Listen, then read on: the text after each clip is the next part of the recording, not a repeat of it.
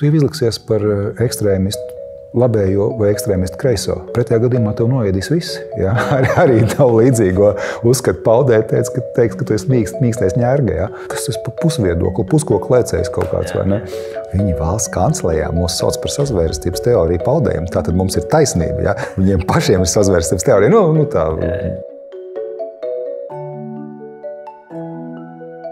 Labrīt, labdien, labvakar, Melns uz balta klausītāji, skatītāji jaunajā jau sezonā Melns uz balta. Un esam atkal nonākuši valsts kancelējas inovāciju laboratorijas telpās ar mūsu raidierakstu podcastu Melns uz balta, kur šodien sarunāšos ar Latvijas Universitātes sociālās psiholoģijas profesoru Ivaru Austeri.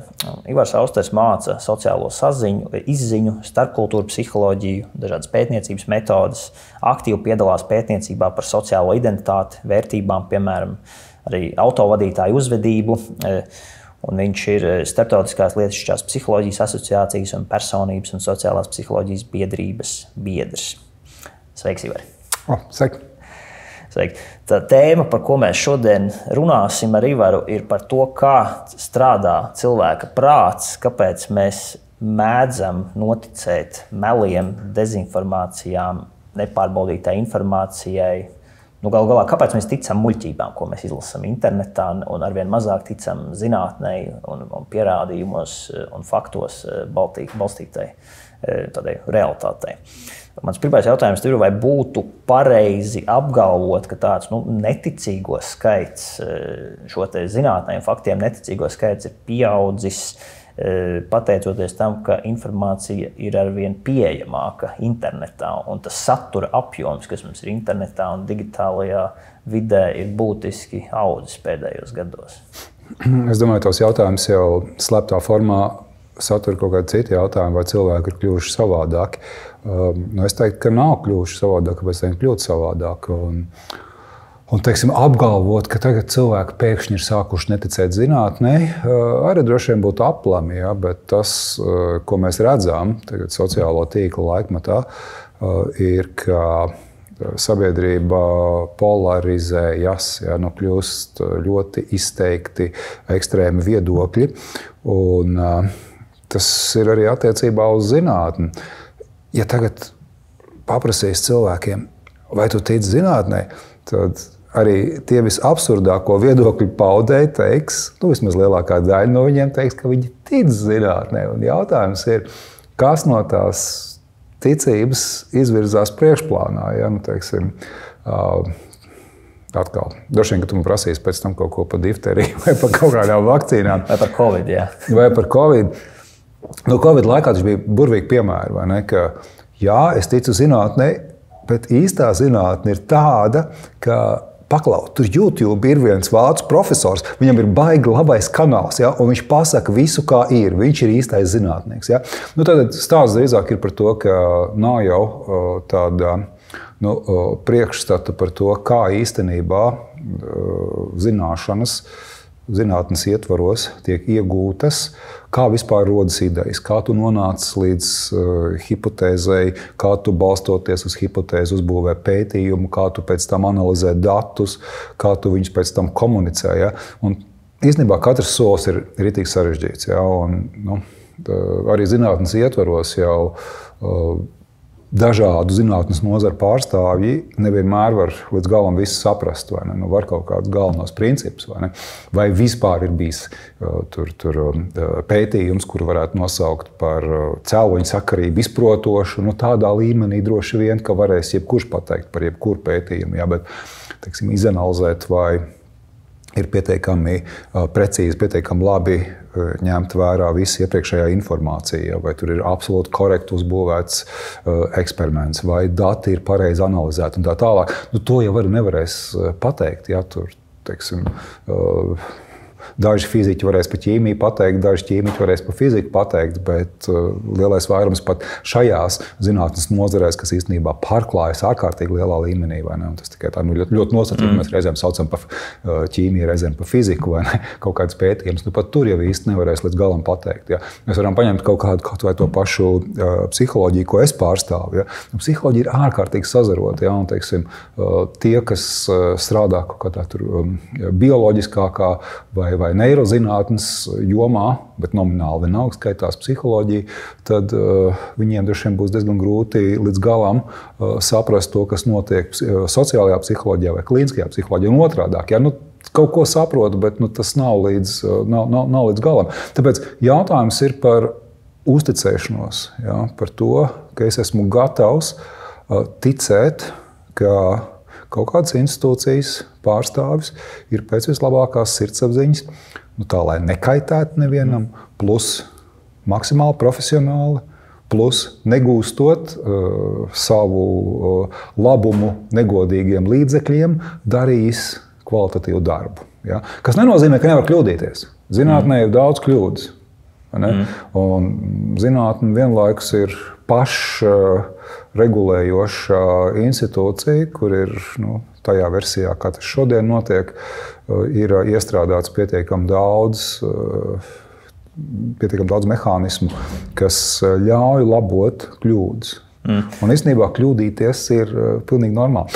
Bet kas notiek? Un tagad, ja es saku, ka es ticu zinātnē, bet ticu kaut kādai pseidozinātnei, dīvainai, pseidozinātnei, tad īstenībā es esmu tāds ļoti selektīvs tajā, ko es paņemu no tā visa. Es pievēršu uzmanību varbūt maksimāli kļūdām. Pasties, tu pirms 10 gadiem teici tā, tagad saka savādāk. Pirms 20 gadiem vēl teici kaut ko savādāk. Vispār, kam lai es tagad ticu, jūs nevarat man pateikt, kas ir tā pilnīgā taisnība. Ne? Bet, ja es tagad paņemu to Vācijas profesoru YouTube kanālu, viņš zina visu, kā ir, vai ne? Viņam ir pilnīgi skaidrs, vai ne? Tu uzrunāji to, ka zinātnē, pat tavā zinātnes nozarē vai disciplīnā ir dažādi novirzieni, un kur pat dažādi skatās uz to vienu problēmu no dažādiem leņķiem un nonāk iespējams pie dažādiem secinājumiem.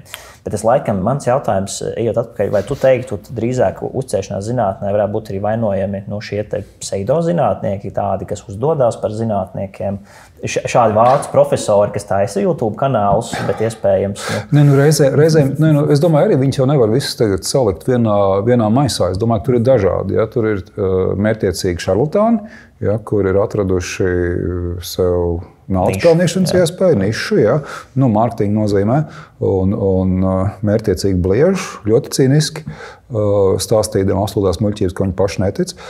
Tad, protams, ir otra iespēja, ka cilvēks tam tic, ja, bet tas ir ārpus mainstreama. Ja, un, protams, ka katra jauna ideja, arī zinātnē, ir bijusi varbūt ne ļoti labprātīgi pieņemta, ja, jo viņi runājusi pretī tām, kā lielākā daļa ir domājusi. Un jauna ideja, ja tā ir būtiski jauna ideja, pēc definīcijas ir mazākuma ideja, vai ne? Un tad, protams, var teikt, tādi pseidozinātnieki, vai tad viņu fani, vai ne? Tā pa īstam pseidozinātnieki, ka paklausies, tu atceries zinātnes vēsturē, tas un tas darīja to un to, un neviens īpaši negribēja pieņemt viņa idejas, vai ne? Teiksim, viss stāsts par fiziku, vai ne? Kad 19. gadsimta beigās jau fizika. Principā fizika jau vairāk nav interesanti. Tādā nozīmē, ka viss svarīgais jau ir atklāts. Vai, zinātnieki dedzināšanu uz sārtu arī pāris gadsimtus atpakaļ.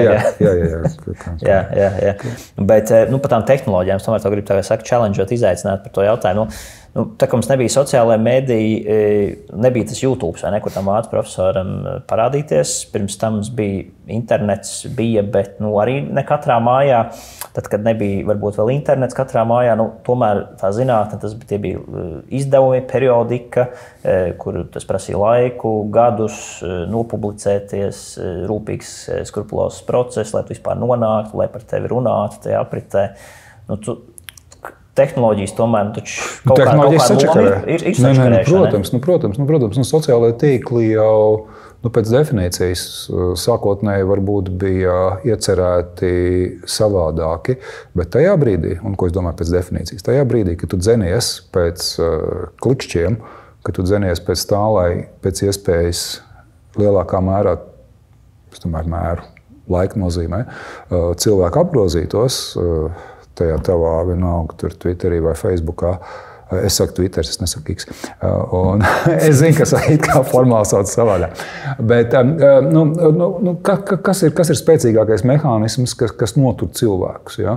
Tātad tajā brīdī, kad ir kaut kāds viedokļu nesaskaņas, un kad tu vari iesaistīties šajā strīdā, Plus, tu 1-2 saproti, ka šajā strīdā jau neviens nav gatavs investēt savu tādu padziļinātu, nopietnu, nogurdinošu domāšanu, kas būtu tā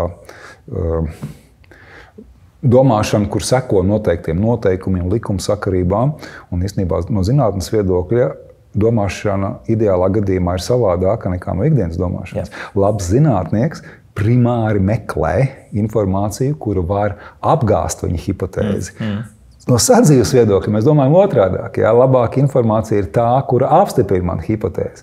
Un kas notiek? Vai ne? Tad atgriežamies pie tās sociālo tīklu polarizējošās diskusijas. Tajā brīdī, kad tu tur kaut ko tagad pasaki, tu esi cilvēks, kurš grib gūt arī sociālo atbalstu. Tādā nozīmē, ka tev ir vajadzīgi tur laiki, sirsniņas, tīkšķi, sauc kā gribi, kas tur kurā gadījumā tas ir. Un tu 1-2 saproti, ka tu ar tādām nopietnām analītiskām domām negūsi lielu popularitāti. Tur jau zīmi nav tik daudz.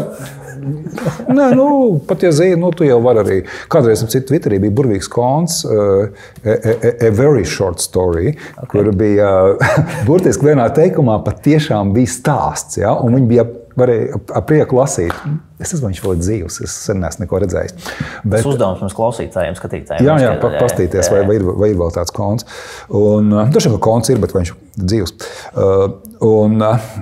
Tātad tajā brīdī šķiet, ka Twitters bija pirmais, un pēc tam Facebooks noskatījās šo ideju, ka ir kaut kāda atzinības izteikšana. Un sociālo tīklu lietotāji 1-2 saprata, ka tu vari lielāku popularitāti iegūt ar banalitātēm, rupjībām, jokiem, vēlams lētiem, aizskarošiem. Visas šīs lietas, kuras es nosaucu, ir polarizējošas. Plus vēl viena lieta, ko gan Twitter, gan Facebook sāka lietot, ka senāk bija, tev bija jāiekopē, ja tu gribēji kaut ko tur retvītot vai nošērot Facebookā, bet ievies pogu, ka tu vari piespiest un aizlaiž tālāk. Un tas ir vēl viens veids, ko cilvēki grib. Viņi grib, lai viņu domas tiktu multiplicētas, vai ne? Un tagad kaut kādā brīdī to varēja ļoti viegli izdarīt. Jo ir jāiekopē, tas tomēr ir ekstrā darbs. To darīja, bet krietni mazāk. Bet piespiest pogu ir ārkārtīgi viegli. Tad saliekot kopā, vai ne, visu to patiks izteikšanu, tur spiežot īkšķīšas vai sirsniņas, ar šo te retvītošanas, šērošanas lietu, aizgāja tā kā lavīna veida šī te polarizēšanas lieta, kas diezgan lielā mērā samaitāja visu to iespējams labi iecerēto vidi, jo 1-2 no biznesa viedokļa varēja saprast, ka cilvēki ir gatavi tagad tur pusdienu sēdēt, strīdēties par pēc būtības bezjēdzīgām lietām un stiprināt savu viedokli.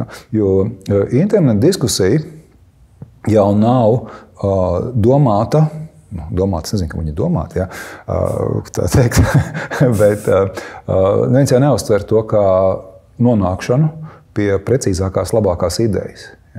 Pat, ja mēs nosacīti pieņemam, ka zinātne ir kaut kāda vide, kur zinātnieki vismaz apgalvos un varbūt vismaz izliksies, ka viņi vēlas nonākt pie labākā risinājuma, vienalga viņi ir cilvēki. Un tur būs dažādi šīs cilvēciskās noslietas, meklēt vienalga informāciju, kas apstiprina tavu ideju un būvēt pētījumus tādā veidā, lai to varētu apstiprināt. Par spīti tam, ka it kā visi teiks, ka tā nevajag darīt. Bet, redz, zinātnē ir visu laiku ir kaut kādas konkurējošās laboratorijas. Ir kaut kādi doktoranti, kuri ir gatavi strādāt 16 stundas diennaktī, lai pierādītu kaut ko pretēju. Ir šie te pretspēki, vai ne, jau kaut kādā veidā iebūvēti, vai ne?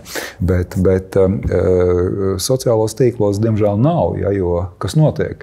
Mērenās idejas nevar izdzīvot, politiski, zinātnē, jebkurā nozīmē. Ka, ja tu, teiksim, būsi mērens labējais vai mērens kreisais, kas būtu ļoti labi, politiskā nozīmē, tu jau izliksies par ekstrēmistu labējo vai ekstrēmistu kreiso kreisorientēto politiskā nozīmē.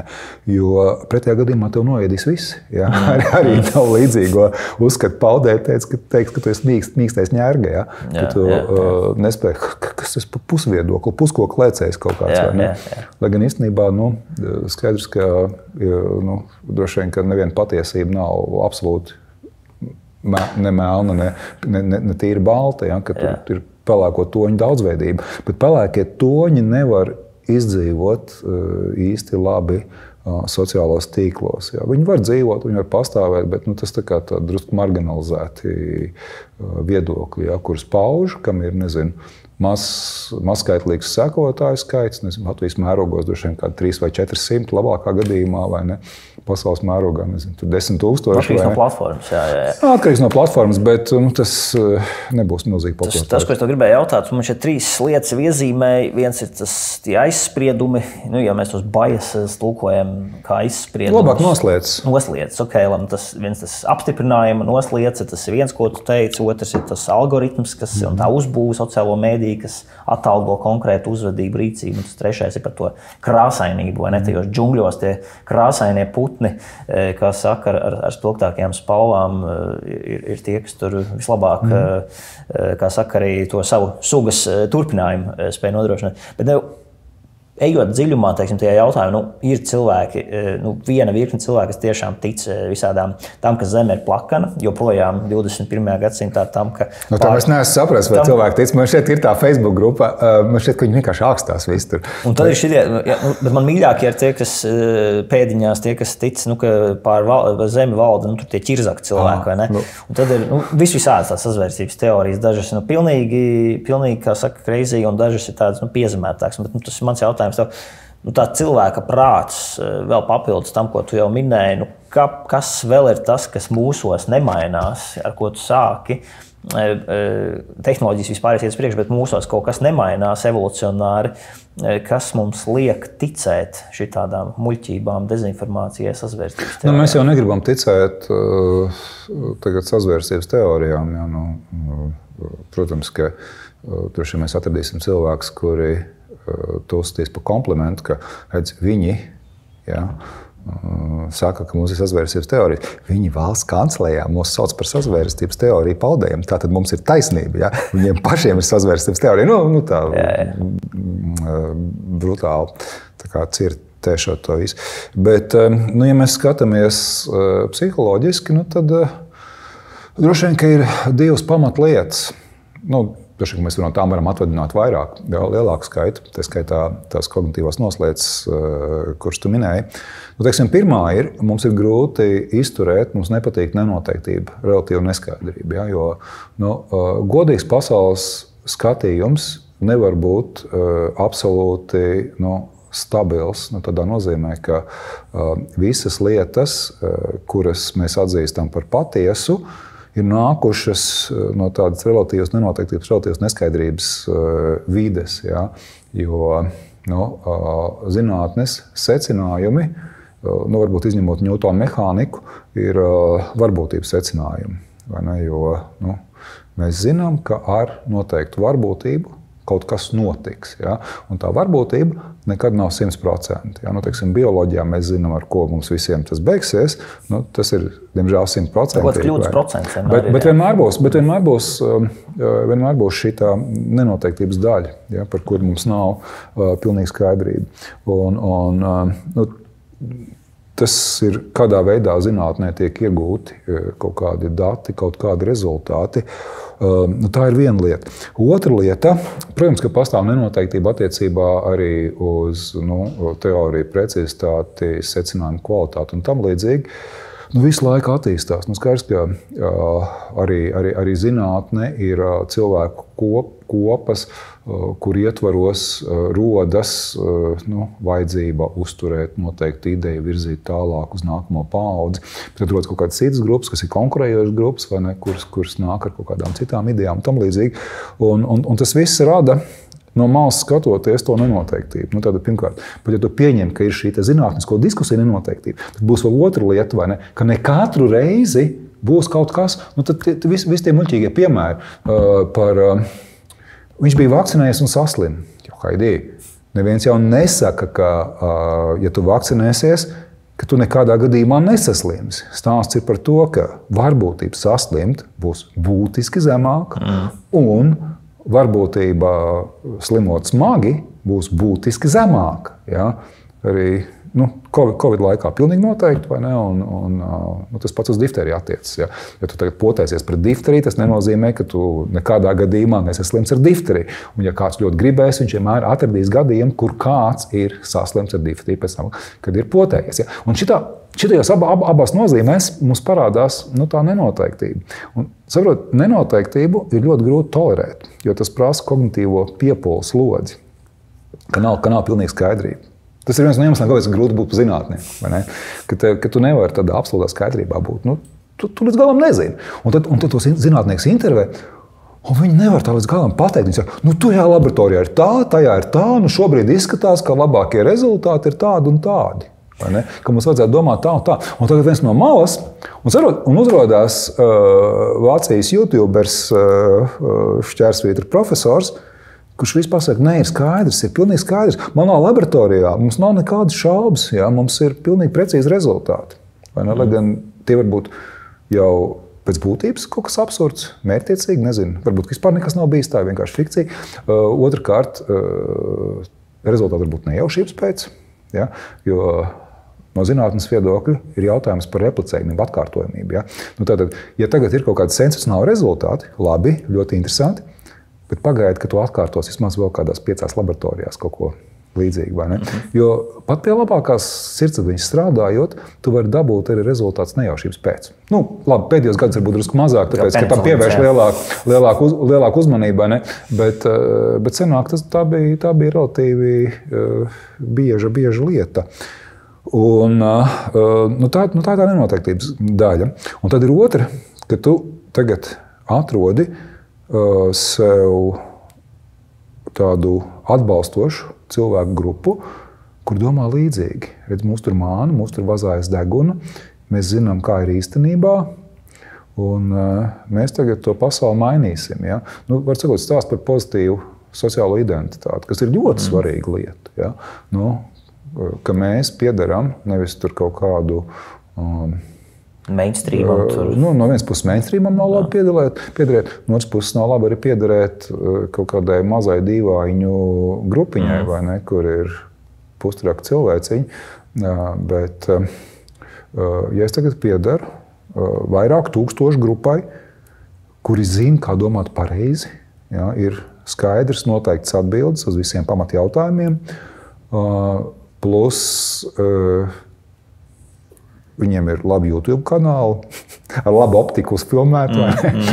Nav nekādas miglu bildes, labi samontēti profesionāli, kas atstāja iespēju neapšaubām. Bet tajā brīdī, kad tu sāc šīs lietas šērot internetā, kad tu sāc ar tām dalīties, tad īstenībā tu investē tajā. Vai ne? Un, ja tas jautājums ir kutelīgs, šaubīgs, tu jau esi to savu ārtavu tajā visā ielicis. Tu esi varbūt riskējis būt par muļķīti no sākuma, jo no sākuma ir bijušas šaubas, bet tajā brīdī, kad tu kaut ko izdari, tas šaubas kļūst mazākas, ja, jo pretējā gadījumā, ja tu teiksi, ka es muļķīgi darīju, tad patiešām pat savās acīs muļķi sāks izskatīties. Vai ne? Un, lai to visu uzturētu, labākais veids ir tad turpināt to visu, jo ja grib žargonā teikt, tad to var saukt ļoti smalki par kognitīvo disonanci, bet nav obligāti jālieto šis te jēdziens. Var arī tāds varbūt sadzīviskāks, vieglāk saprotams jēdziens lietot, ka pārliecības ir tā kā īpašums. Man patīk šis teiciens, ka tu esi kaut kur savu naudu ieguldījis, un viņi tev nes īstenībā kaut kādus augļus, kaut kādus procentus. Vai ne? Un ja tev tagad ir jāmaina tas tavs viedoklis, tās tavs pārliecības, Analoģija varētu būt, ka tu esi gandrīz hipotēku izmaksājis vai ne par savu nekustamo īpašumu, un tev tagad atņems to, vai ne? Šis ir tas, kā azartspēles strādā. Tā skaitā. Iekšā, un politikas zinātnē savukārt mēs šito noteikti lietot terminu iemītās takas atkarība arī, kas ir, jo vairāk tu esi investējies, jo tev negribās mainīt to ceļu. Bet ejam pie tās tēmas, par kur mēs gribējām ar tevi šodien pašķetināt, ir, protams, skandāls, kas pāršauc Latvijas sabiedrību. Aizvadītā mēnesī, septembrī, protams, difterija, tu jau pieskāries, tas likās kaut kas neiedomājams, tā ir slimība, kurai sen jau atšķirībā no Covid, kuram ļoti ātrā laikā uztaisīja vakcīnu, un tur cilvēkiem bija kaut kāds pamatots bažas, ka droša nav droša, nav varbūt iespējams pietiekami daudz pārbaudīt. Tad difterijas gadījumā tas ir kaut kas, kas ir gadu desmitiem pieejams cilvēcei, un tas, ka mazi bērni mirst, jo nav vakcinēti, tas, protams, izsauc lielu sašutumu konkrētu par to gadījumu, kur daudz bērnu ģimene, 4 bērni, 3 no bērniem slimnīcā, viens beigās 4 gadus vecs, diemžēl nomirst. Un tas mans jautājums ir, kā vispār veidot diskusiju ar šiem cilvēkiem, kas mēs esam tā pamatstraumi, ja to tā var saukt, kas tic zinātnē, kas tic vakcinācijai, kas tic pierādījumos balstītai, tam, ka es gribu izdzīvot, tāpēc es iešu ar zināmu regularitāti un tās obligātās potes, kas man to iespēju izdzīvot, saņemšu. Pavairos to iespēju izdzīvot, un tad ir cilvēki, kas ir vakcīnas skeptiķi, vai pareizāk būtu iespējams vakcinācijas kā tādas skeptiķi, kas pilnībā noliedz zinātni, vakcināciju. Ar viņiem ir jārunā, ir vispār iespējams saruna kaut kāda, un kā to vispār, kā tu to skaties? Viņus kaut kā iespēja vērst uz gaišo pusi? Labs jautājums. Kā šobrīd izskatās, ir to grūti izdarīt, un es droši vien tajā neinvestētu milzīgi daudz. Jo no vienas puses, sākot diskusiju, tu uztur to polarizējošo diskursu sabiedrībā, un vienmēr kāds gribēs tam pievērsties. Vai ne? Tagad tu vari teikt, ka es sazvērstības teorijas paužu, bet visticamāk ir vairākas valsts pasaulē, kuras šitās idejas vienkārši iemet tajā īstajā rietumu pasaulē, sociālos tīklos, lai viņas pie izdevības uzliesmot. Vai ne? Jo eksistenciālas lietas, kas ir saistītas ar cilvēku veselību, dzīvību, jebkādu citu veidu apdraudējumu, viņas ir ļoti, ļoti sensitīvas. Vai ne? Ka, tur uzreiz cilvēki pievērš uzmanību un pietiks dažus dīvainus tajā iemest, vislabāk noalgot, lai pa īstam tas sāktos, un tas arī aiziet. Vai ne? Tā kā no tāda viedokļa tas tiek uzturēts pie dzīvības. Vai ne? Ko darīt? Īstenībā nesen bija, tagad ļoti nesen, žurnālā Science viens labs raksts, kur izmēģināja, kādā veidā var tās sauktos mākslīgā intelekta risinājums izmantot pseido zinātnes, vai priekšsāk tur bija par sazvērstības teorijām konkrēti stāsts atmaskošanai, un stāsts par to, ka tie valodas tīkla instrumenti uzbūvē pēc īsas intervijas attiecīgam cilvēkam viņa idejas atmaskojošu stāstu. Ja es pareizi atceros, kaut kādā A4 lapus apjomā, lai tā nav ārprātīgi daudz jālasa. Ja.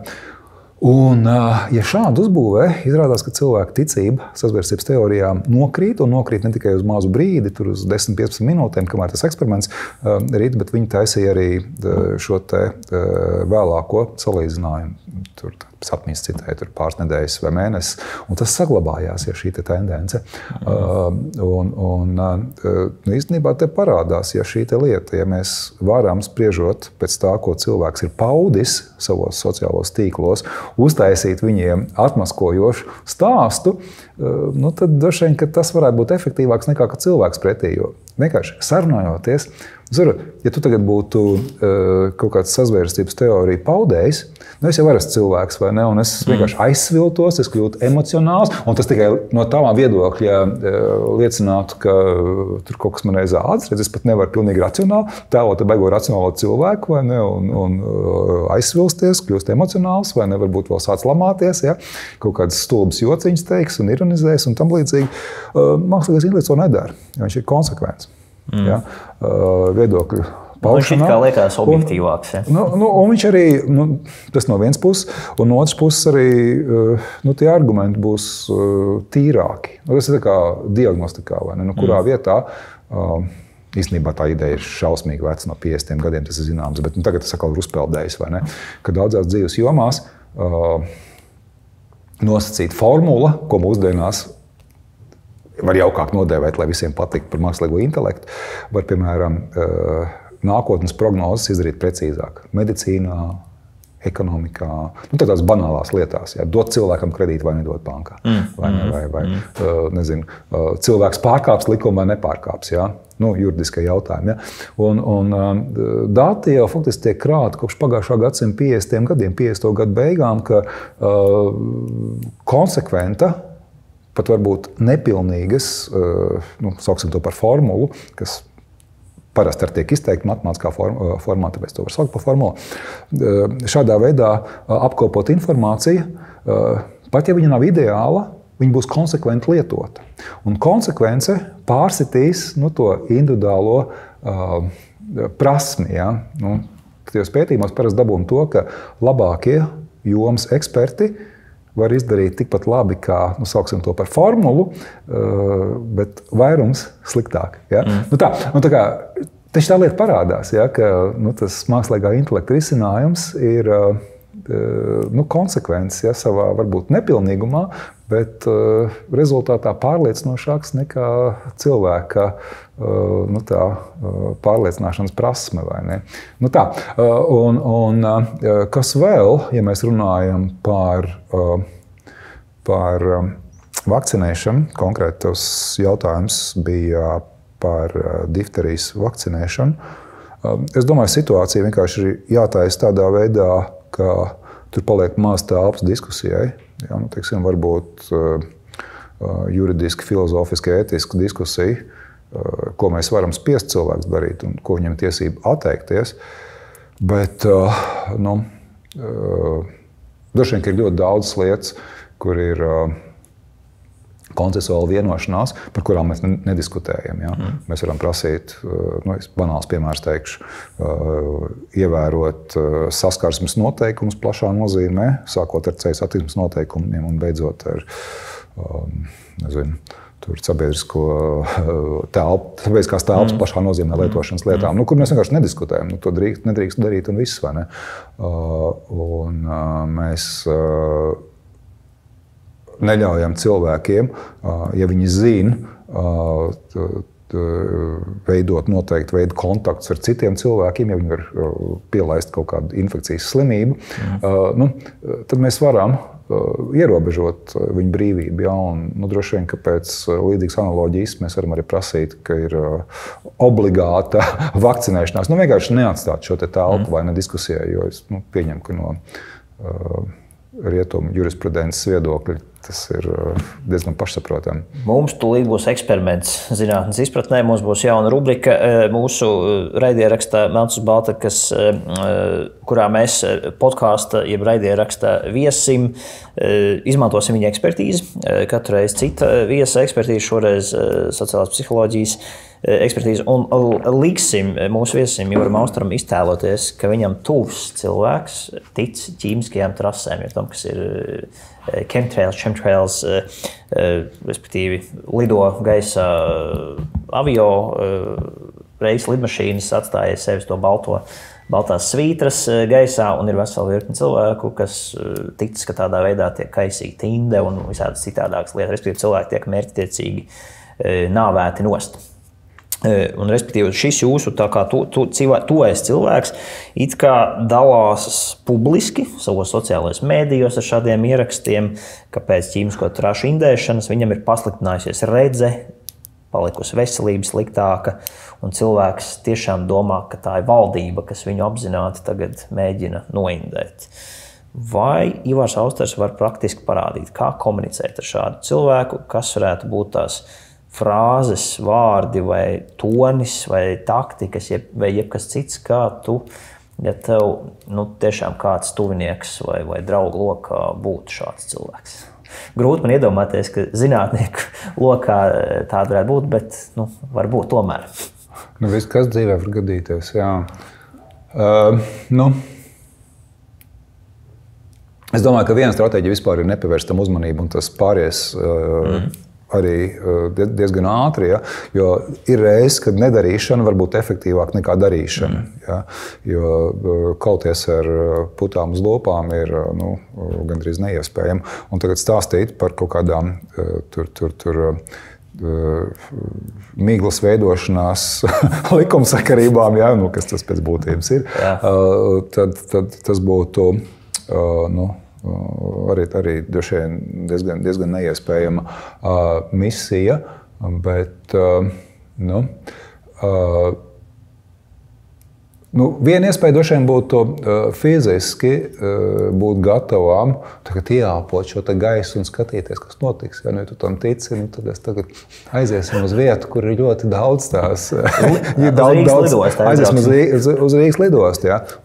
Un īstenībā no šejienes varētu arī mēģināt diezgan racionāli pierādīt. Un tad sanāktu tā, ka tie cilvēki, kur dzīvo Rīgas lidostas rajonā, ka viņiem vajadzētu būt, nezinu, kā tu teici, sliktāk redzē, viņiem visiem vajadzētu būt mirušiem vai neredzīgiem. Tur vajadzētu būt tagad biežākiem acu ārstu apmeklējumiem, pacientiem, vajadzētu būt spēcīgākām brillēm. Ja? Kaut kā tādā veidā.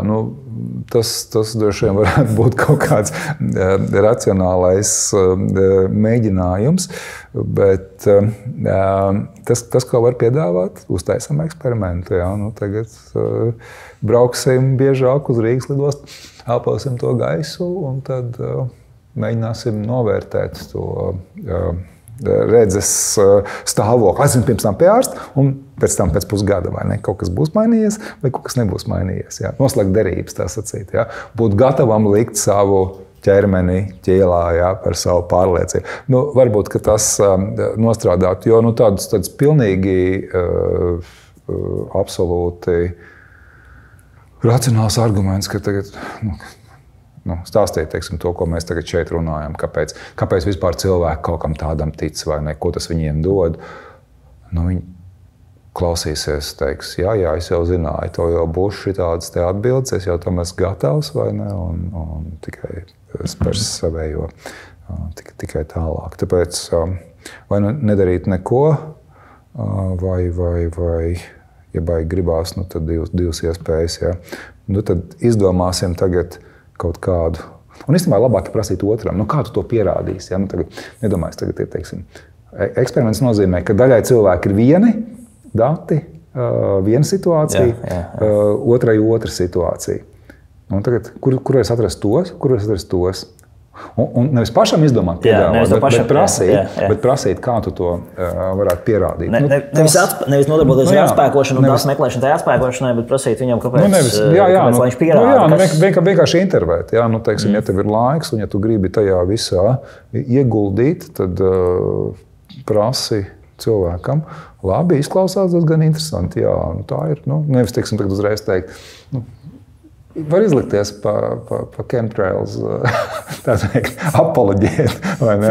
Un prasīt, jā, patiešām vajag institūties, tev vajag labais novērojums tā, bet klausies, vai tev ir kaut kāda, kā šito varētu pierādīt? Kā mēs varētu uzbūt? Šitas ir jāpaziņo sabiedrībai. Kā mēs varētu uztaisīt vienu pētījumu, kur mēs datus tagad varētu aiznest uz ministru kabinetu, kaut kā, vai ne? Atgriežamies pie diskusijas ar profesoru Ivaru Austeru. Doktora grādu ieguvis 2001. gadā Stokholmas universitātē. Viņa pētnieciskās intereses ir sociālā identitāte, politiskā uzticēšanās, lēmumu pieņemšana, autovadītāja psiholoģija. Labi paveiktam eksperimentam sociālajā psiholoģijā bez zinātniskās ir arī estētiskā vērtība. Tā saka Ivars Austers. Sveiks, atpakaļ, kā saka, no pauzītes. Mans tas jautājums, turpinot tur, kur mēs pabeidzām ar ķīmiskajām trasēm, kas tavuprāt mums valsts līmenī varētu būt vainojams pie tā, ka tāda tiešām ievērojama daļa cilvēku tic tam, vai tu to noveltu un pieņemot, ka tā varētu būt tā viena no hipotēzēm vai izskaidrojumiem uz izglītību, ka vienai daļai cilvēku ir vienkārši zemāks izglītības līmenis, vai tu teiktu, ka tur ir vainojams atkal kaut kas? Izglītība noteikti tur ir,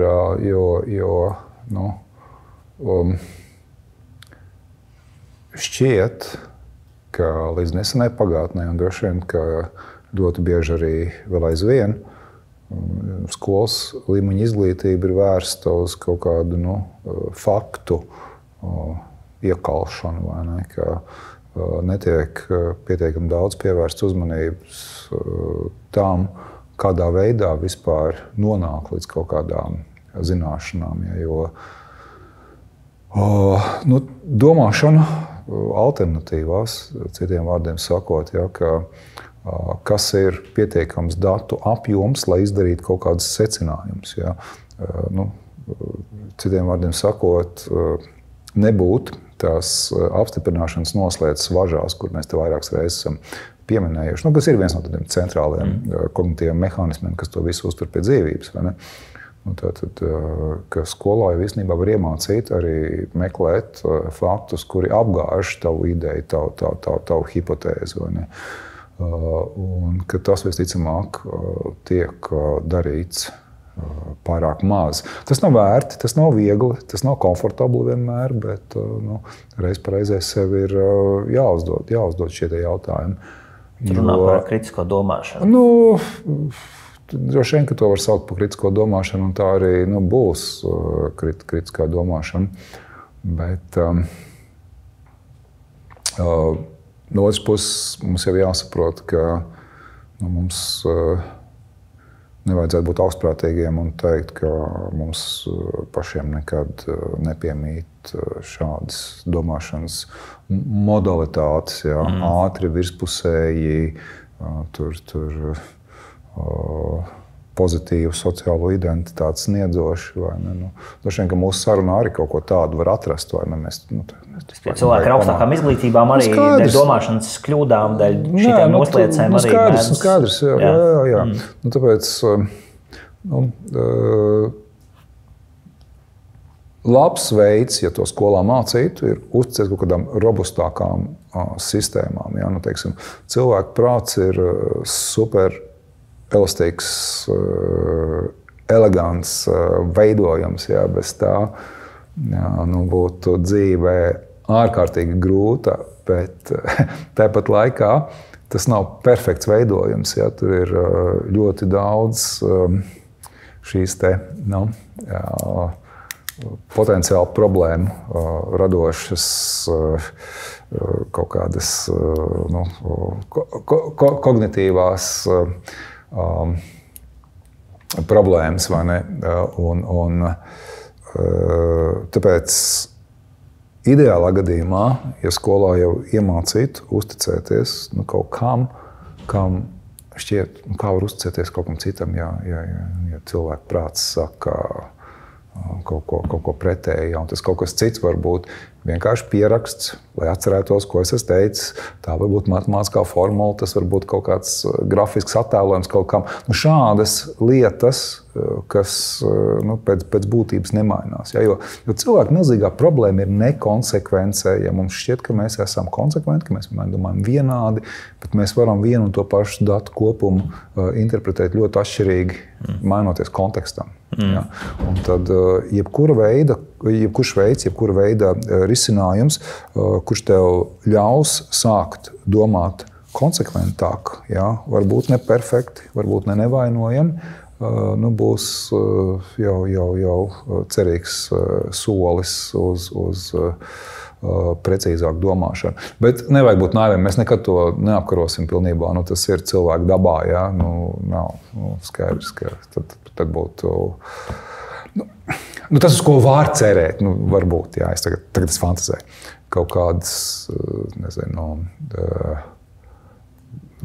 datu analīzes sistēmas, kuras tev visu laiku dod atgriezenisko saiti, vai ne, ka tu iepriekš nodefinē, ko tu gribi sasniegt, kā tu gribi domāt, un tad tev teiks, vai ne, tagad tu novirzies, tu paklausies, iedegās sarkanā lampiņa, teiksim, acu mirklīga atgriezeniskā saiti, vai ne, tu, nezinu, kaut kāda aplikācija telefonā uzlādē, nu labi, šobrīd ir tev kāda telefona ar aplikācijām, vēlāk būs kaut kas cits, vai ne, bet, ka tu dabūni to atgriezenisko saiti, vai ne, nezinu, teiksim, tev ir brilles, vai ne, tad tur parādās brillēs tā, vai citu uzmanies, vai ne, kaut kā tā. Nu, automātiskā faktu pārbauda. Tā skaitā, bet drīzāk jau varbūt tas nav tik svarīgi par datiem, bet par to tavu spriešanas modalitāti, tas, ko tu sauc par kritisko domāšanu. Uzmanies. Draudziņi, uzmanies. Jā, šobrīd tu esi uz slidens takas, vai ne, tur tā domāšana nav tīra. Nu, kaut kā tādā veidā, es tā kā vairāk metaforiski. Tā domāšanas ķēde, teiksim, nonākšana par kādām konklūzijām. Teiksim, tas, ko tagad labākajās izpausmēs, ja tu, teiksim, saprātīgi izmantot ChatGPT, tad jau tu arī vari šādā veidā izmantot un domāt, vai ne? Vai tu esi gan konsekventi nonācis pie savu spriedumu un tam līdzīgi. Ja? Bet tas nenozīmē, ka ChatGPT pirmā atbilde būs gan konsekventi. Tas varbūt negluži sazvērstības teorijas, bet... Nesenās pandēmijas laikā, Covid laikā, tu biji arī daļa no šīs plašākas zinātnieku un akadēmisko pētnieku grupas, ko valdība piesaistīja, lai meklētu atbildes. Jo tas izaicinājums bija nebijis liels, būtisks, gan kā panākt, ka cilvēku uzvedība mainās sākotnēji, lai cilvēki seko tiem ierobežojumiem noteiktiem, lai tā pandēmija neizplatās tik ātri, nav tik ilgi, gan arī pēc tam, kad tās vakcīnas bija pieejamas, lai tā uzvedība būtu uz to, uz vakcināciju vērsta arī ar to mērķi ātrāk pārvarēt to sērgu. Tas mans jautājums ir, uz ko es eju, ka ir arī pētījumi iznākuši tajā pašā Nature šogad pavasarī, kas ir tāds vairāku gadu pētījums 23 valstīs, vairākās lielākajās ekonomikās, par vakcināciju. Proti, Covid ietekmē cilvēkus intervējot, veicot aptauju šajās valstīs 4 gadus no vietas, ir redzams, ka būtiski ir pamazinājusies vēlme vispār vakcinēties. Vidēji starp tām 23 aptaujātajām valstīm, balstoties uz to pieredzi cilvēkiem, kas bija vakcinācijas, lai tā 23% saka, ka viņi ir mazāk gatavi vakcinēties vispār pret jebko, pret tādu arī rutīnas imunizāciju, rutīnas vakcīnām.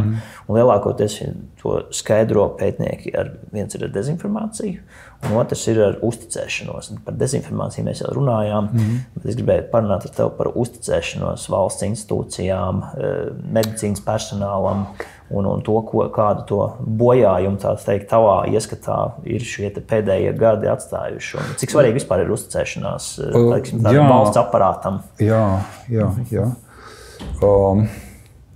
Ļoti svarīga visādās nozīmēs. Un es varbūt ieskicēšu vienu tēmu, kas no politiķu viedokļa var būt nepatīkama. Un stāsts ir par pozitīvu nacionālo identitāti. Īstenībā pozitīva nacionāla identitāte ir ļoti laba, ļoti svarīga lieta, vai ne? Bet jautājums, kā viņa ir uzbūvēta. Un tās divas pamata schēmas ir, kā es kā pētnieks to skatos, es neesmu unikāls tajā ziņā, ir vai nu patriotisms vai nacionālisms. Un tas nav viens un tas pats. Kā starptautiski saprot vārdu patriotisms zinātnes nozīmē, tā ir tāda savas zemes konstruktīva mīlestība un identificēšanās ar to.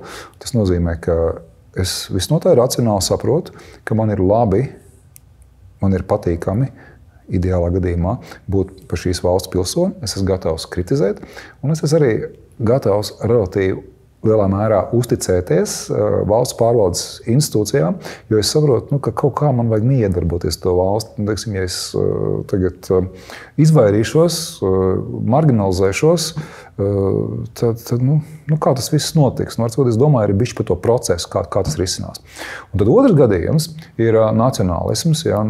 Būs daudzi, tā skaitā pētnieki, varbūt pat no politologu vides, kas teiks, ka bet mūsdienās nāciju valstis ir ļoti lielā mērā izaugušas uz nacionālismu idejām, vai ne? Tur 19. gadsimta skatījums, kas ir tauta, katrai tautai vajag savu valstu un tam līdzīgi. Un, protams, ka tā būs taisnība no tāda viedokļa, ja? Bet kā mēs, kā pētnieki, definējam nacionālismu, tas ir tāds, savā ziņā kruķis, uz kuru tu balsties, lai uzbūvētu pozitīvu pašu identitāti, piesaisti kaut kādai vietai, tautai, savā ziņā valstī, bet balstoties uz cita etnosa varbūt, vai cita pasaules skatījuma noniecināšanu. Ja? Tātad tu centies būvēt to identitāti negatīvā nozīmē, kas es neesmu vai ne, vācieties projām, nenāciet mums šeit ar svešām idejām un tam līdzīgi. Un, kas tur izrādās? Izrādās, ka uzticēšanās valstī, mums nesenā kolēģiem arī ir nopublicēts pētījums par šo tēmu, ka patriotisms uzticēšanās valsts institūcijām prognozē pozitīvi. Tas, ja tur ir pozitīva sakarība, bet es vairāk patriots, jo tu vairāk uzticies. Un uzticēšanās valsts institūcijām ir svarīga, tā skaitā vakcinācijai. Un, ja tu esi nacionālists, tad negatīvs veids, kā to prognozējot, es vairāk nacionālists, jo tu mazāk uzticies, vai ne? Un kāpēc es teicu, ka te ir ļoti uzmanīgi politiķiem jābūt, jo ir visnotaļ daudzi, žargonā sakot, politiskie spēki, kur būvē savu politisko nākotni, karjeru, balstoties nacionālismu ideju. Vai ne? Tātad mēs un pārējie, mēs pret, vai ne? Mums svešās idejas un tam līdzīgi. Un, īstenībā tas ir tāds grābeklis, uz ko viņi kāp, ja viņi tagad nonāk pie varas, viņiem nekas nesanāk, tāpēc, ka nav uzticēšanās. Vai ne? No vienas puses viņi var tapt ievēlēti, bet viņi netiek tālāk. Viņi netiek tālāk, nekas nenotiek. Vai ne? Un tas arī uz vakcināciju attiecās. Mums ir recenzēšanā viens raksts arī ar kolēģiem no Vidzemes augstskolas par šo tēmu, par vakcinēšanos, patriotismu, nacionālismu. Ja, tur arī bija šī tāpat sakarība, ka patrioti ir vairāk gatavi vakcinēties, vairāk tic tam, ka tas ir jēgpilni. Turpretī tiem, kuriem ir tas nacionālistiskais sentiments, viņi ir mazāk gatavi. Ja, šī ir viena tēma, par ko politiķiem ir vērts domāt. Ja, īstermiņā, protams, ka tu vari popularitāti uzraut uz nacionālismu pamatu diezgan ātri, bet tā nav ilgtermiņa politika. Uzticēšanās ir, varētu teikt, viena no svarīgākajām. Un uzticēšanās ir ļoti svarīga lieta. Ja tu domā ilgtermiņā, ja tu gribi ilgtermiņā kaut ko darīt, tad būvē politisko karjeru vairāk uz patriotismu. Ja. Tas nenozīmē nacionālo vērtību noniecināšanu, pasarg Dievs, ja, bet nebūvē savu politisko attīstību uz kaut kādu citu valstu, tautu ideju rēķina vai ne, vienkārši noliedzot, kāpjot citam kaut kā uz galvas, ja, un izmantojot to par atbalstu punktu. Bet pieņemot, ka tagad ir tā uzticēšanās mums ir zemē nokritusi dažādu iemeslu dēļ. Un tā ir tāda, viena no svarīgākajām valūtām, ja to tā varētu teikt, gan politiķiem, valsts vīriem, līderiem, valsts pārvaldē arī kopumā. Jo kas ir uzticēšanās? Kā viņu atjaunot? Kā viņu atjaunot? Ar komunikāciju var? Pēdējā laikā ļoti daudz komunikātors vaino komunikātori pie visu. Es īstenībā neesmu komunikācijas fans, tādā nozīmē, ka vismaz parastajā izpratnē. Es, protams, saprotu arī politiķus, es saprotu valsts pārvaldes institūcijas, kurām visu laiku gribās tagad taisīsim kampaņas. Es neesmu kampaņu fans tādā nozīmē, ka kampaņu mērķis ir būt pamanāmai. Kas ir laba kampaņa? Tagad uztaisīsim aptauju, cik ir pamanījuši vai ne, cik tur ir internetā klikšķi bijuši pat. Ja, dažādi mērķi kampaņām maina uzvedību, sasniedz kaut kādus konkrētus arī uzvedības rādītājus. Bet redz, tu jau pats tagad sāki. Iesaistes rādītājs ir grūti tādā veidā izmēt. Labi, kaut ko jau var, bet parasti notiek vēl daudz cits lietas paralēli. Un, mans uzskats īstenībā ir, ka daudz efektīvākas ir grūti pamanāmas, lēnas lietas, kas varbūt no atskaites viedokļa tik labi neizskatās. rādi situāciju, kurā cilvēkiem ir grūti darīt kaut ko citu. Ja? Tas ir, viņi varētu darīt kaut ko citu, bet viņi nedara. Ja? Teiksim, tu minēji, vai ne, kad es satiksmes drošības pētījumos esmu iesaistīts, vai ne? Es tām kampaņām vairumā gadījumu neredzu milzīgu jēgu, bet tām, uz ko kampaņa varētu būt vērsta, ir bijuši arī efektīvas kampaņas. Es ticu sociālam aspektam, cilvēku savstarpēji pieskatīšanai. Man šķiet, ka ir viena otra kampaņa bijusi efektīva, bet tas ir vērsts uz to, ka cilvēki viens otru pieskata, attiecībā uz dzeršanu. Ja? Nav ideāla situācija, bet labāk pilnīgi noteikti ir, kā bija pirms pārdesmit gadiem. Vai ne? Bet, tagad stāstīt par to, ka, ka nevis tu pārkāp ātrumu, bet kaut kāda tur cementa kāja, ja? Betona kāja. Tu vienkārši to tādu drusku dezidentifikācijas situācija rada. Principā, tas runājas kas pārkāp, vai ne, tā ir man kāja. Ja? Bet vēl, to padara par kaut kādu klīnisku situāciju, vai ne, tagad īstenībā tie ir slimnieki, kur pārkāp. Nē, tie ir faktiski 100% cilvēki, kur var nonākt tajā situācijā. Ja? Un, tas pats mehānisms jau tur ir bišķi nepareizs ielikts, vai ne, tajā sociālajā kampaņā. Bet viņi ir pamanāmi, vai ne? Un cilvēki teiks, jā, mēs esam redzējuši un tam līdzīgi, bet tā efektivitāte kaut kāda droši vien būs, bet viņa nebūs ļoti augsta. Ja? Efektīvāka lieta, kā panākt ātrumu ievērošanu, ir visur salikt, labāk to naudu uzlikt kādā posmā to vidējā ātruma radaru vai ne, mērītāju. Vai ne? Tas būs daudz efektīvāk. Ja? Citiem vārdiem sakot, man šķiet, ka, ja tu gribi mainīt cilvēku attieksmi, pārliecību, kultūru plašā nozīmē, tad uzvedība vispirms un tas pārējais sekos. Ja? Bet bieži vien no valsts puses tiek domāts otrādāk. Mēs tagad izmainīsim kultūru un atbilstoši kultūrai cilvēks savādāk uzvedīsies. Ja?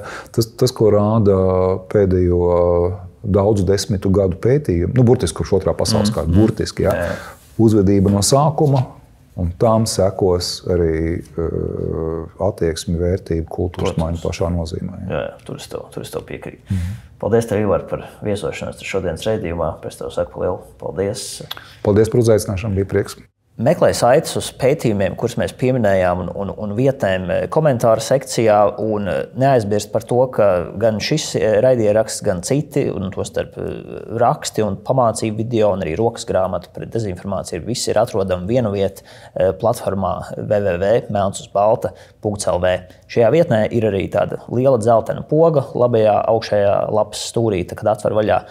Tur var noziņot. Esi aktīvs, nestāv balā, noziņo par iespējamām manipulācijām informatīvā telpā, dezinformāciju. Mums tas neprasa daudz laika, mazāk kā minūti, bet dažkārt tas palīdz atklāt lielākas manipulācijas schēmas, noņemt tās tostarp no sociālajiem mediju platformām un mazināt dezinformācijas izplatību tālāk. Paldies tev! Tiekamies nākamajos raidījumos.